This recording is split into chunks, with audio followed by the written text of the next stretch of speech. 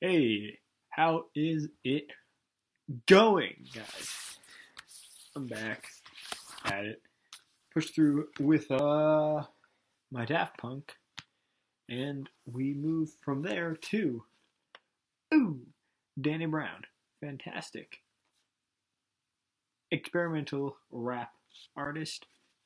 Very idiosyncratic in his delivery and absolutely manic and very influenced by some of the darker rock music of the 80s, 90s, etc. You can tell he is a professed fan of dudes like Joy Division, and I think that really comes through in the very dark undertones, overtones sometimes of his music. Though on this record, Triple X, he is mostly operating in excess. That is pretty much the theme of this record, and a lot of it, through the braggadocio, through the ideas of excessive drug use and, sex, violence, etc. It all somewhat satirizes, that overbearing gangster persona that you see in rap music. And, a fantastic record full of very, I guess, very memorable and enjoyable, engaging tracks. There you go on the back. Got the producer's notes on that because I was actually super interested in that. There's a lot of cool stuff in there. Even got some stuff from Paul White, which I was not going to expect from him that early on, but the more you know, hey. And, of course, I will. Best track on the record, in my opinion. But, minimalist gatefold, pretty standard packaging, but it looks dang good. Yeah. Good shit from Fool's Gold, and of course we gotta follow up with one of my favorites from 2016, fucking Atrocity Exhibition, and I'm sure you can see that the little duct tape. That is some human ingenuity right there, because my pre-order got a little torn a bit in the mail, but fuck if I don't want to, keep this fucking record, so we made do. It's not gonna have any good resale value, but that's some animal ambition right there, bro. This is a fantastic record. Takes his experimentation even further into, these industrial and very manic flavors. He really makes the most out of his jump onto the Warp label with this release. I touched on a 10-inch about just like how crazy some of the stuff comes by.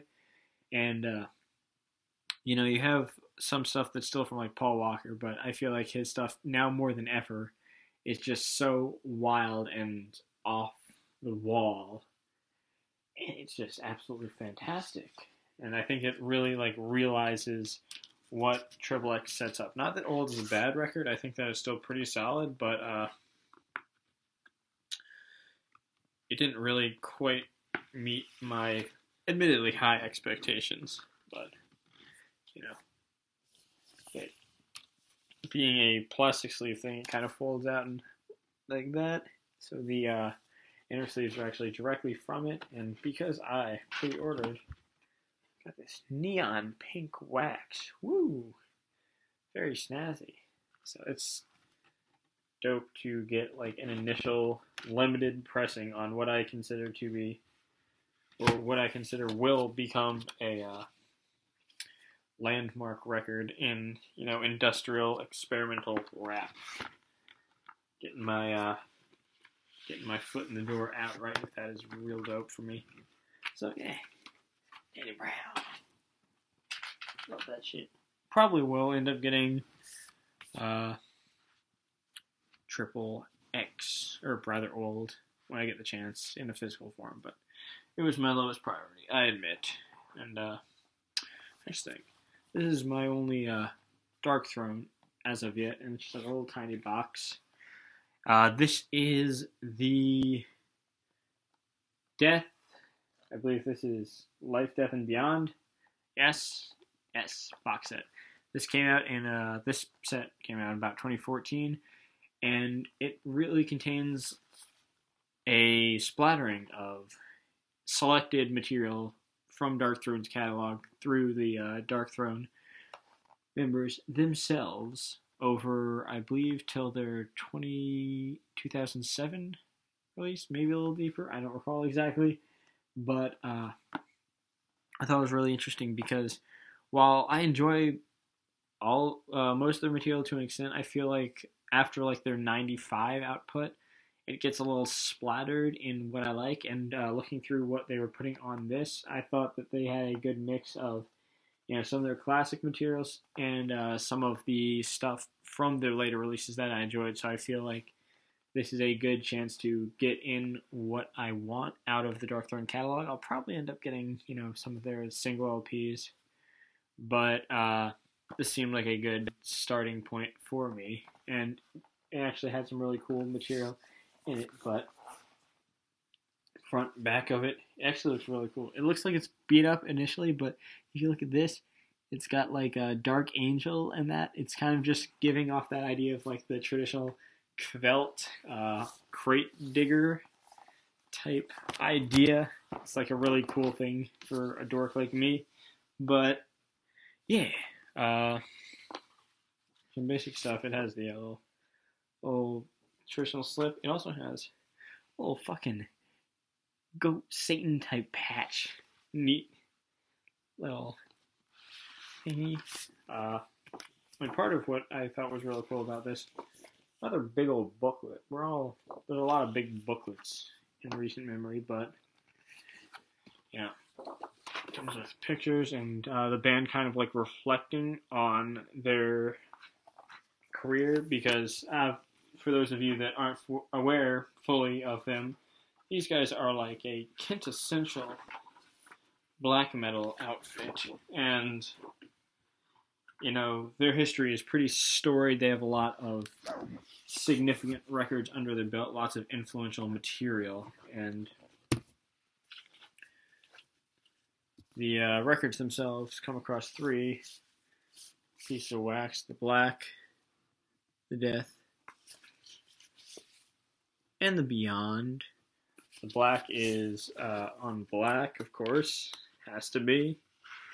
Only makes sense. The death is on a white, and beyond is hitting in the middle with this nice little kind of milky gray. Yeah.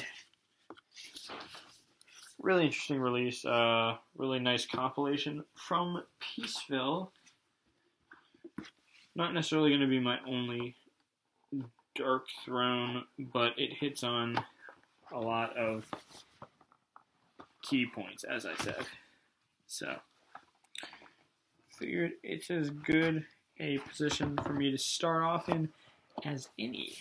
So, yeah. We only got, unfortunately, a limited amount of this, but David Bowie with The Rise and Fall of Ziggy Stardust. One of his classics. I think that the more I really invest myself heavily in Bowie's back catalog, because I feel like something like a year ago, I got like really, really heavily into Bowie. And the more I think about it, I think that Low might be his best record. But for my money, this is still absolutely stellar material. As I'm sure most people know, this is kind of like his, really big record. And a lot of people know him most for it. I'm not going to try to bother explaining it to you. I think it's great.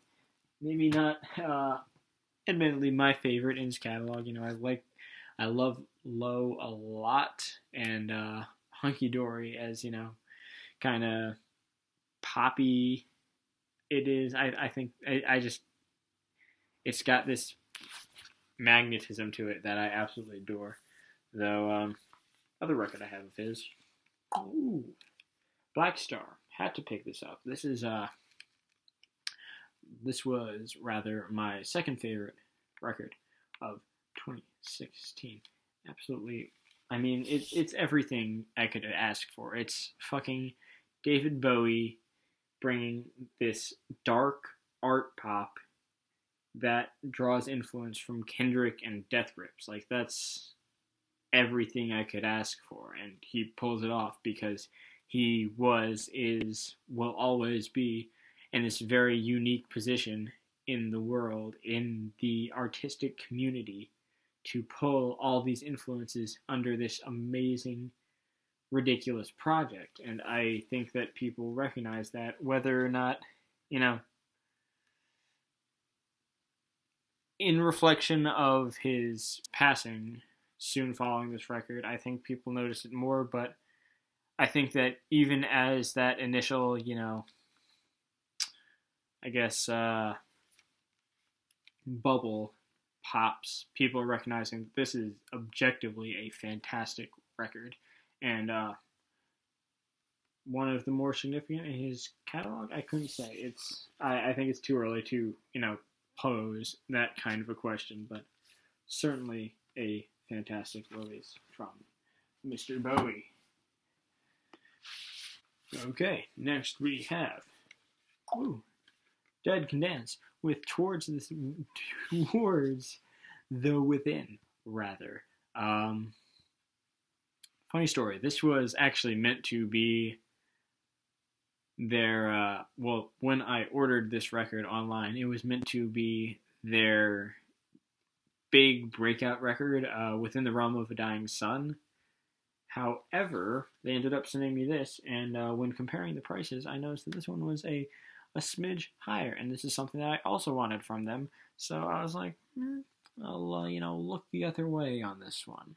I'll let this happen. But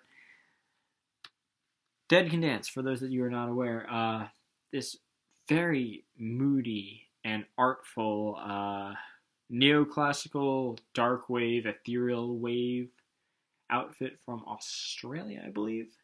And they had a bunch of ridiculously consistent records. I believe that their 85 to 95-ish run was very highly praised amongst critics, everyone.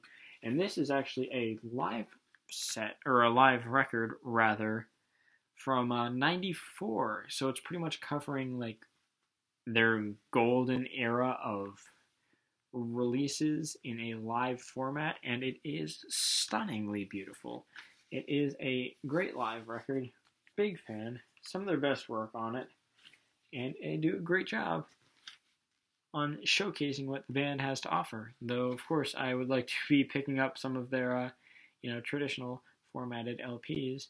But this is something I did want and ended up getting kind of as a coinky dink. But hey, let sleeping dogs lie. Be. We got your Dead Kennedys, Fresh Fruit for Rotting Vegetables, classic, heavy, anarcho-punk, absolutely brutal. Gotta get it. Gotta love it. It's just, a punk classic, bro. One of the best. I think I might like Plastic Surgery Disasters a little bit more, but there's no denying that I like it a lot. So, yeah. Alright, guys. So, this one, probably not as divisive a record as it once was, but still pretty divisive amongst the metal community because it's fucking pretentious. But the way I see it, this is only loosely a black metal record. I mean, while it is clearly rooted in black metal, it pulls just as much, if not more so, from post-rock, as well as, getting those influences from dudes from Screamo, and even a little art rock, not a ton, but enough to the point where I think that this is a record that is distinctly in its own lane, and the idea of, getting heated over it, I feel like is exactly what periodicals and whatnot want. You know, they want you to be like, oh, metal fans are gonna hate this, but this is good. And then the metal fans are gonna be like, fuck you, periodicals. Let's go and object, you know. And then they go in with this kind of inherent with it. I feel like if you just look at it just like perfectly objectively, not as some kind of, you know, pretentious metal spin-off, but just as a piece of music, you will find a lot to like in this. It's very interesting, and I think their compositions are pretty solid across the board. So yeah, that's, I don't know, not a very good rant on it, but it's a solid record. And pressing, you got some pink, you got some yellow, rather, and then, spoiler alert, my guy, you got a opaque pink. So, you know, transparent yellow, opaque pink. Cool stuff. And, you know, suits the color scheme they were going for on this. So, yeah, I think they're a pretty decent band. Go into all their stuff pretty objectively, and I haven't loved this record, but I did like it a lot, and I thought it was worth getting. So this is their follow-up, freaking New Bermuda. I always forget the name, but actually, very beautiful pressing on this. You look at it, and I'm sure that you can sort of tell by how the sheen of it, but it's like bump mapped in such a way that it feels how it looks like it would feel. So that's kind of really cool. And packaging, really nice matte finish. A little bit of a inner sleeve thing there, and as for the pressing itself, it's this real nice, ooh, very snazzy purple, nice little streak work, very, very pretty. So, you know, rewarding band to follow if you're into snazzy wax. Which, obviously not a necessity, but a cool little doodad regardless.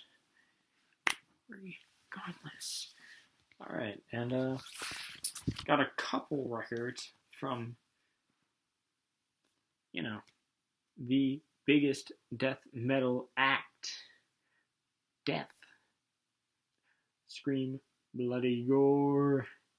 This one, you know, their debut record, I think very underrated in their catalog. I think that a lot of people, you know, obviously there's Leprosy and there's all that, but like this is still very solid. A little bit, I guess a little bit cheeseball for what you get from Future Death records, and I think not as noodly and technical as they will inevitably get to, but still an absolutely pummeling display of just how untouchable they were at the time of this release. I don't know why I'm balancing this up right now. It's just something that I wanted to do.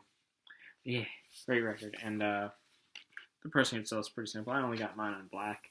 But yeah, they've been reissuing the Death stuff recently, and I'm super happy about it. This is through a Relapse record, which great record label to follow if you're into the Death. And of course, this is my other one that I got from them, the best record that they have, in my opinion, Leprosy. It's a classic, guys. It's a classic. And of course, again, coming through Relapse, pretty standard pressing. I'm only getting mine on black. I know that they have been having some color pressings of these, but I'm not getting my hands on them, unfortunately. So, what you gonna do? Yeah, we're gonna be fitting in some Death grips next time. Look out for it.